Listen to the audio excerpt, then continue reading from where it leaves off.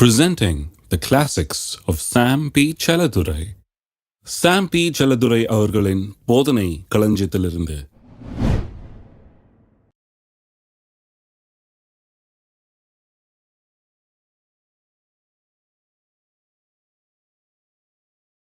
கர்த்தர் சொல்றார், உனக்கு வேண்டிய எல்லாவற்றையும் நான் ஏற்படுத்தி வைத்திருக்கிறேன். எவ்வளவு ஏற்படுத்தி வைத்திருக்கிறார்? ஏராளம் தாராளமாக. நம்முடைய ஆவி, ஆத்மா, சரீரம், குடும்பம், பொருளாதாரம் என்று எல்லா ரீதியிலும் நமக்கு தேவையான எல்லாம் அவர் ஏற்படுத்தி வைத்திருக்கிறார். எந்த ரீதியில் வைத்திருக்கிறார்? ஆவிக்குரிய ரீதியெல்லாம் எல்லாம் வைக்கப்பட்டிருக்கிறது.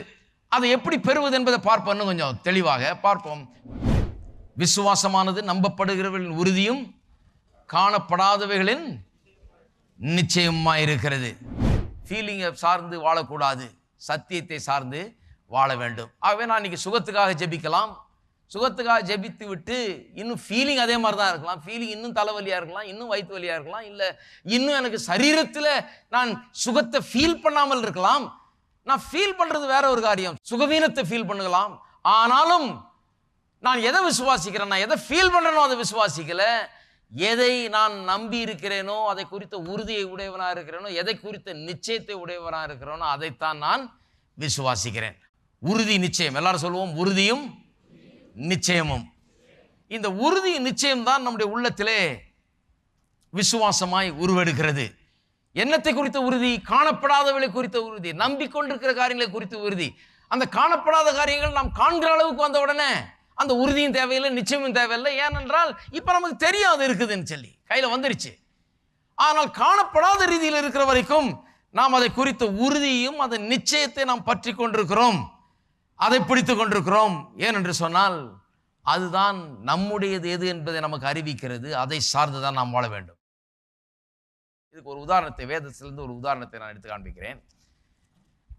யோவான் எழுதின சுவிசேஷம் 20ஆம் அதிகாரம், யோவான் 20:24. இயேசு வந்திருந்த போது 12 ஒருவனாகிய திதிமு என்னப்பட்ட தோமா என்பவன் அவர்களுடனே கூட இருக்கவில்லை. மற்ற சீஷர்கள் கர்த்தரை கண்டோம் என்று அவனுடைய சொன்னார்கள்.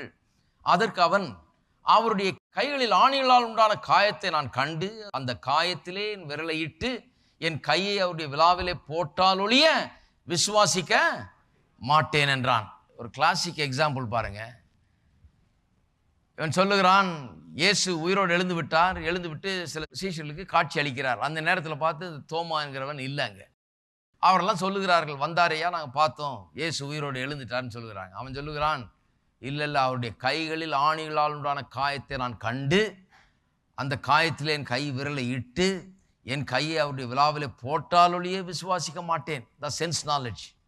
என் கண் அதை பார்க்க வேண்டும், என் கை அதை தொட வேண்டும், என் கண் எதை பார்க்குதோ, என் கை எதை தொட்டுதோ, அப்புறம் தான் நான் அதை விசுவாசிப்பேன்னு சொல்கிறான். இவனுக்கு விசுவாசம்னா என்னென்னு புரியலை பாருங்க. போட்டாலொழிய விசுவாசிக்க மாட்டேன் என்றான். மறுபடியும் 8 நாளைக்கு பிறகு அவருடைய சீஷர்கள் வீட்டுக்குள்ளே இருந்தார்கள். தோமாவும் அவர்களுடனே கூட இருந்தான். கதவுகள் பூட்டப்பட்டிருந்தது. அப்பொழுது இயேசு வந்து நடுவே நின்று, உங்களுக்கு சமாதானம் என்றார். பின்பு அவர் தோமாவை நோக்கி, நீ உன் விரலை இங்கே நீட்டி என் கைகளை பார், உன் கையை நீட்டி என் விலாவிலே போடு, அவிசுவாசியாயிராமல் விசுவாசியாய் இரு. சொல்ற, தோமாவே நீ அவிசுவாசியாய் இருக்காத, விசுவாசியாய் இரு, கையை நீட்டு விலாவில் வை, தொட்டு பார்த்துக்கங்கிறாரு. தோமா அவருக்கு பிரதியோத்திரமாக, என் ஆண்டவரே என் தேவனே என்றான். அதற்கு இயேசு, தோமாவே, இதான் ரொம்ப முக்கியம், நீ என்னை கண்டதினாலே விசுவாசித்தாய், காணாதிருந்தும் விசுவாசிக்கிறவர்கள் பாக்கியவான்கள். எத்தனை பேர் காணாதிருந்தும் இயேசுவை விசுவாசித்திருக்கிறீர்கள்? அதைத்தான் சொல்றாருங்க. நான் இயேசு கல்வாரி சிலுவையில் மரித்ததை காணவில்லை, அவர் ரத்தம் சிந்ததை பார்த்ததில்லை, அவருடைய விலாவை தொட்டு பார்க்கல, அவரை என் கண்ணால் நான் காணவில்லை. இருந்தாலும் நான் அவரை விசுவாசித்திருக்கிறேன். ஏன் அவரை விசுவாசிக்கிறேன்? தேவனுடைய வார்த்தை சொல்லுகிறது, அவர் எனக்காக இந்த உலகத்தில் வந்து பிறந்தார் என்று, அவர் இங்கே வாழ்ந்தார் என்று, அவர் கல்வாரி சிலுவையில் எனக்காக ஜீவனை விட்டார் என்று வேதவசனம் சொல்லுகிறது. 3ஆம் நாளிலே அவர் மறுபடியும் உயிரோடு எழுந்தார் என்று வேதவசனம் சொல்லுகிறது. தேவனுடைய வார்த்தை சொல்லுகிறது. அவருடைய மரணத்தினால எனக்கு பாவ மன்னிப்பு உண்டாயிருக்கிறது என்று வேதம் சொல்லுகிறது. அவருடைய தழும்புகளாலே நான் குணமானேன் என்று சொல்லுகிறது. அவருடைய மரணம், அதன் மூலமாக என்னுடைய தரித்திரம் நீங்கி போனது என்று வேதம் சொல்லுகிறது, இந்த சாபக்கேடுகள் நீங்கி போனது என்று வேதம் சொல்லுகிறது. நான் அதை விசுவாசிக்கிறேன். நான் அதை காணவில்லை, காணாவிட்டாலும் நான் அதை விசுவாசிக்கிறேன். அதான் இயேசு சொல்றார், காணாதிருந்தும் விசுவாசிக்கிறவர்கள் பாக்கியவான்கள். அந்த பாக்கியவான்கள் நாம தான், காணாதிருந்தும் விசுவாசித்திருக்கிற பாக்கியவான்கள். எல்லாருக்கும் போய் விழாவை காட்டிட்டு எல்லாருக்கும் போய் அவர் கையை தொட்டு தொட்டு பாருன்னு சொல்லிட்டு வந்துட்டு இருக்க முடியாது. அவர் சொல்லுகிறார், நான் சொல்றேன் நம்பு, கர்த்தருடைய வார்த்தை சொல்லுகிறத நம்பு. காணாதிருந்தும் விசுவாசிக்கிறவர்கள் பாக்கியவான்கள். ரோமர் 4:19 வாசிக்கிறார். அவன் விசுவாசத்திலே பலவீனமாய் இருக்கவில்லை. இது விசுவாசத்துக்கு எடுத்துக்காட்டு, அது அவிசுவாசத்துக்கு எடுத்துக்காட்டு. தோமா அவன் விசுவாசத்திலே பலவீனமாய் இருக்கவில்லை. அவன் ஏறக்குறைய 100 வயதுள்ளவனாய் இருக்கும்போது தன் சரீரம் செத்து போனதையும் சாராளுடைய கற்பம் செத்து போனதையும் எண்ணாதிருந்தான். நல்லா கவனிங்க, தன் சரீரம் செத்து போனதையும் சாராளுடைய கற்பம் செத்து போனதையும் எண்ணாதிருந்தான். கண்ணில் பார்க்கக்கூடிய இது சரீரம் செத்து போயிருக்குது, சாராளுடைய கற்பம் செத்து போயிருக்குது. கண்ணுக்கு தெரிகிறதெல்லாம் இதுதான். ஆனால் கண்ணுக்கு தெரிகிறத எண்ணாதிருந்தான்னா, கண்ணுக்கு தெரிகிறத பெருசா நினைக்கலாம, கண்ணுக்கு தெரியாதது தான் பெருசா நினைக்கிறான். அடுத்த வசனம் பாருங்க, தேவனுடைய வாக்கு தத்தத்தை குறித்து அவன் அவிசுவாசமாய் சந்தேகப்படாமல். பார்க்கும்போது சரீரம் செத்து போயிருக்குன்னு தெரியுது, பார்க்கும்போது சாராளுக்கு வயதாகி ஒரு கிழவியா இருக்கிறாள் என்று தெரிகிறது, பார்க்கும்போது இது கூடாத காரியம், இது முடியாத காரியம் போல தெரிகிறது. ஆனால் அவன் தேவனுடைய வாக்கு தத்தத்தை குறித்து அவிசுவாசமாய் சந்தேகப்படாமல். அப்படின்னா என்ன அர்த்தம்? இந்த பார்க்கிற காரியத்தின் நிமித்தமாக அவனுக்கு சந்தேகம் உண்டாகவில்லை, சந்தேகத்துக்கு அவன் இடம் கொடுக்கவில்லை. தேவனுடைய வாக்கு தத்தத்தை குறித்து அவிசுவாசமாய் சந்தேகப்படாமல் தேவன் வாக்கு பண்ணினதை நிறைவேற்ற வல்லவராய் இருக்கிறார் என்று முழு நிச்சயமாய் நம்பி. அதான் விசுவாசம். விசுவாசமானது நம்பப்படுவர்களின் உறுதியும் காணப்படாதவைகளின் நிச்சயமாய் இருக்கிறது. அப்ப ஆபிரகாமுல என்ன இருக்குது? விசுவாசம் இருக்கிறது. என்ன விசுவாசம்? இந்த காணப்படுறதெல்லாம் ஒண்ணும் கிடையாது, இதை காட்டிலும் பெரிய ரியாலிட்டி ஒன்று இருக்குது. ஏனென்றால் காணப்படாதவையிலிருந்து தான் காணப்படுகிறவர்கள் உருவாகிறது. காணப்படுகிறவர்கள் உண்மைதான், ஆனா காணப்படாதவைகள் இதை விதம் அதிக நிச்சயமான உண்மைகள். காணப்படுகிற வியாதி உண்மைதான் இருக்குதுதான் உங்களுக்கு, ஆனால் காணப்படாத தெய்வீக சுகமானது இதை காட்டிலும் அதிக நிச்சயமாக இருக்கிறது. இருக்கீங்களா? காணப்படுகிற ரீதியில பொருளாதாரத்தில் குறை இருக்கிறது உண்மைதான், அதை யாரும் மறுதலிக்க சொல்லல, அதை யாரும் இல்லைன்னு சொல்லல. காணப்படுற ரீதியில் அது இருக்கலாம், ஒருவேளை அது உண்மைதான். ஆனால் காணப்படாத ரீதியில இருக்கிற ஐஸ்வர்யம் இதை காட்டிலும் பெரியது. அதனால தான் நான் சொல்லுகிறேன், காணப்படுறதெல்லாம் ஃபேக்ட்ஸ், காணப்படாததெல்லாம் ட்ரூத்ஸ். ஃபேக்ட்டுக்கும் ட்ரூத்துக்கும் பெரிய வித்தியாசம் இருக்குது. சத்தியம் அது, இது உண்மைகள். இந்த உண்மைகள் அல்லது இந்த நிஜங்கள் மாறலாம், நாளுக்கு நாள் மாறலாம். இன்னைக்கு எனக்கு ஜுரம் அடிக்கலாம், நாளைக்கு நல்லா இருக்கலாம். ஆனால் நான் சுகமானேன்றது சத்தியம், அது நாளுக்கு நாள் மாறுறதே கிடையாது. உண்மைகள் மாறலாம். நான் இன்னைக்கு ஒரு ஏழையா இருக்கலாம், ஆனால் சத்தியம் சொல்லுகிறது நான் ஐஸ்வர்யவான் என்று சொல்லி, அது மாறாதது. அப்ப நான் போகிற இடம்லாம் என்ன சொல்ல போறேன்? நான் வியாதிப்பட்டுவேன், நான் நோயாளி நோயாளி நோயாளின்னு சொல்லிட்டு போறேன்னா கிடையாது. ஏனென்று சொன்னால் அது இன்னைக்கு இருக்குது, நாளைக்கு போயிடும். அதனால தான் அதை சொல்றது இல்லை. என்ன சொல்லணும்? நான் சுகமானேன் சுகமானேன் சுகமானேன்னு சொல்றது தான் ரொம்ப முக்கியம். ஏனென்றால் உண்மையை காட்டிலும் சத்தியம் பெரியதா இருக்கிறது. காணப்படுகிறவர்களை காட்டிலும் காணப்படாதவைகள் பெரியவைகளா இருக்கிறது. அப்ப ஆபிரகாம் தினந்தோறும் பார்க்கறான் பாருங்க, மனைவியை பார்க்கறான், தன்னை பார்க்கறான், சரீரம் வயசாகி போயிட்டு செத்ததா இருக்கிறது, கற்பம் செத்ததா இருக்கிறதுன்னு பார்க்கறான். இதெல்லாம் பார்க்காம இல்லை, ஆனால் அதை ஒரு பெரிய பொருட்டா எண்ணாமல், தேவனுடைய வாக்குத்தத்தத்தை குறித்து அவிசுவாசமா சந்தேகப்படாமல், வாக்குத்தத்தம் பண்ணினதை நிறைவேற்ற அவர் வல்லவராய் இருக்கிறார் என்று முழு நிச்சயமாய் நம்பி தேவனை மகிமைப்படுத்தி விசுவாசத்தில் வல்லவனானான். விசுவாசத்தில் வல்லவர்களாக வேண்டுமா? கேட்டதை பெற்றுக்கொள்ள வேண்டுமா? கேட்டதை பெற்றுக்கொள்வது வழி இதுதான் அருமையானவர்களே. எப்படி கேட்டதை பெற்றுக்கொள்வது? கேட்டுட்டு ஏதோ சிலர் நினைச்சிட்டு இருக்காங்க, ஏதோ மண்டிட்டு மன்றாடிட்டு கண்ணீர் விட்டு கெஞ்சிட்டா ஆண்டவரத்திலிருந்து வந்துடும்னு. ஆபிரகாம் அப்படி செய்யவில்லை. ஆபிரகாம் என்ன சொல்றான்? வாக்குத்தத்தத்தை எடுத்துக்கொண்டான். அந்த வாக்குத்தத்தத்துக்கு விரோதமா இருக்குது தன்னுடைய சரீரத்தில் இருக்கிற காரியங்கள் எல்லாம், காணப்படுகிறவர்கள் எல்லாம் அவனுக்கு சொல்லுகிறது இது நடக்காது, இது சாத்தியம் அல்ல. 100 பேர் சொல்லிட்டு போறாங்க இது நடக்காது என்று சொல்லிட்டு போறாங்க.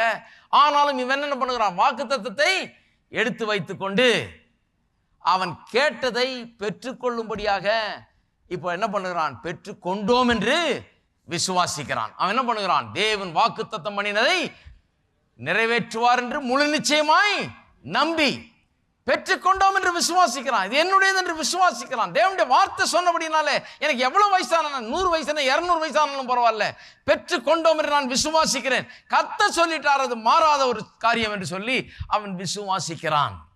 இருக்கீங்களா? அப்புறம் பாருங்க, ஆகையால் அது அவனுக்கு நீதியாக எண்ணப்பட்டது. அப்படின்னா சிம்பிள் லாங்குவேஜில் சொல்ல போனால், ஆகையால் அவனுக்கு குழந்தை பிறந்தது.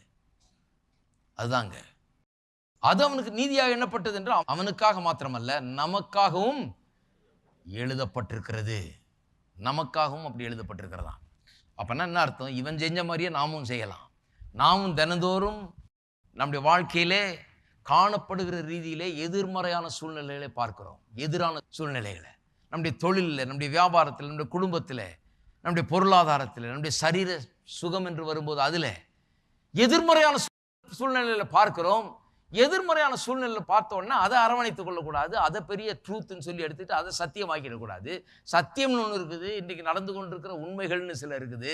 உண்மைகள் மாறலாம், ஆனால் சத்தியம் மாறவே முடியாது. வானம் பூமி ஒழுந்து போனாலும் சத்தியம் மாறாததாக இருக்கிறது. ஆகவே என்ன பண்ணணும்? சரி, உண்மைதான், இது இப்படி இருக்குது, சிச்சுவேஷன் இப்படி இருக்குது, ஆனால் கர்த்தருடைய வார்த்தை இப்படி சொல்லுகிறது.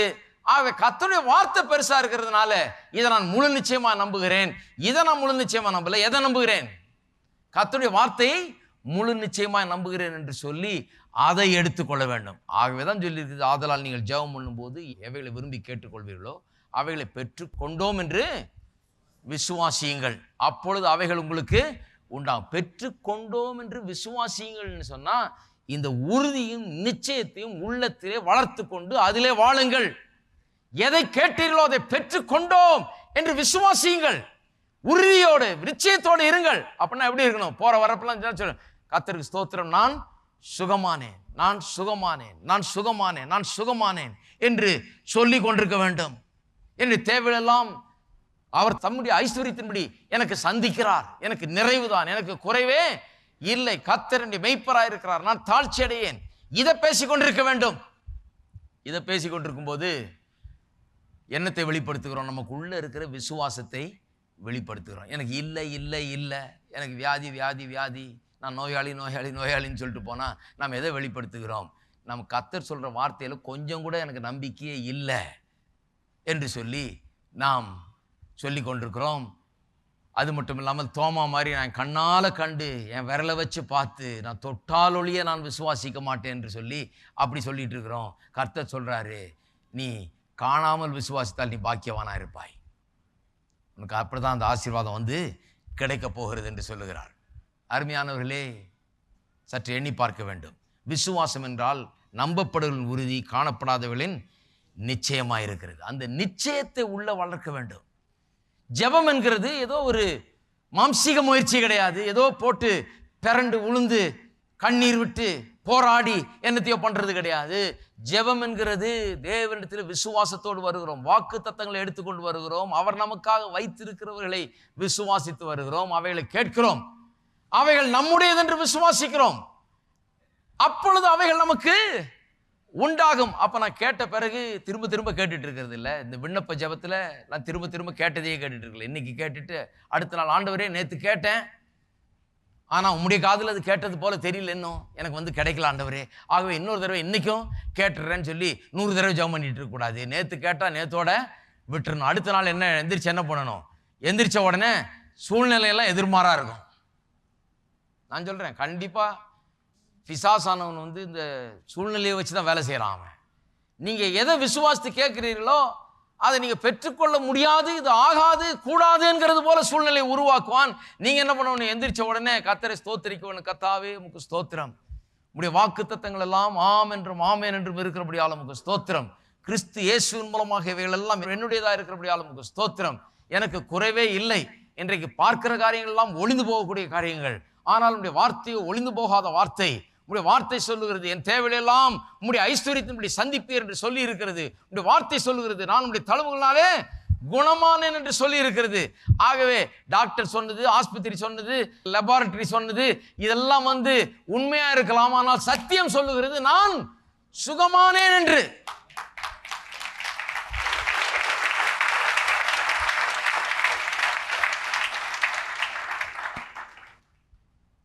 சரி, அப்ப ஆஸ்பத்திரி படுக்கையில் படுத்துக்கொண்டு டாக்டர் ரிப்போர்ட்டே தியானம் பண்ணிட்டு இருக்க கூடாது. இப்படியே வாசித்துக்கிட்டு அந்த ரிப்போர்ட்டை பார்த்துட்டு ஒரு ஓரமாக வச்சுட்டு இந்த ரிப்போர்ட்டை கையில் எடுக்கணும். அதனால தான் ஏசாயா தீர்க்கதரிசி சொல்லுகிறார், who has believed our report. ஏசாயா 53ஆம் அதிகாரத்திலே ஏசாயா இப்படி சொல்லுகிறார், எங்கள் மூலமாய் கேள்விப்பட்டதை விசுவாசித்தவன் யார்?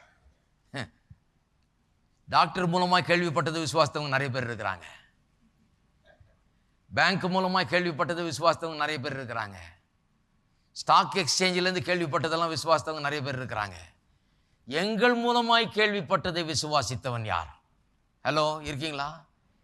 எங்கள் மூலமாய் கேள்விப்பட்டதை விசுவாசித்தவன் யார்? கர்த்தருடைய புயம் யாருக்கு வெளிப்பட்டது? புயம்னு சொன்னா ஆம், கரம்.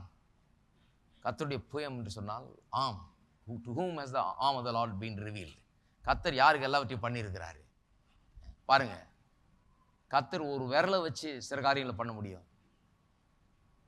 எத்தனையோ காரியங்கள் பூமி அப்படி இங்கேருந்து அப்படி நகர்த்தி வைக்க முடியும். ஒரு விரல் போதும் அவருக்கு, ஒன்றும் தேவையில்லை. ஒரு விரல்லே எல்லாத்தையும் அசைக்கலாம் கர்த்தர். ஒரு பெரிய வல்லமை எக்ஸர்ட் பண்ண வேண்டியதில்லை.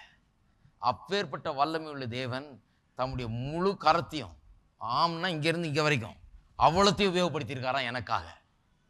அவருடைய புயத்தை எனக்காக உபயோகப்படுத்தியிருக்கிறார்.